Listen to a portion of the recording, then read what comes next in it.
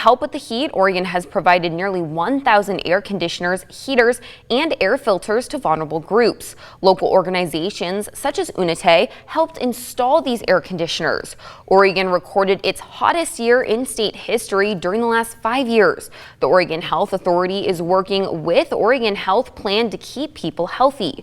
OHA says that some climate models show the severity of heat waves and they're likely to increase. OHP members interested in receiving climate devices should contact their provider to learn more about this opportunity.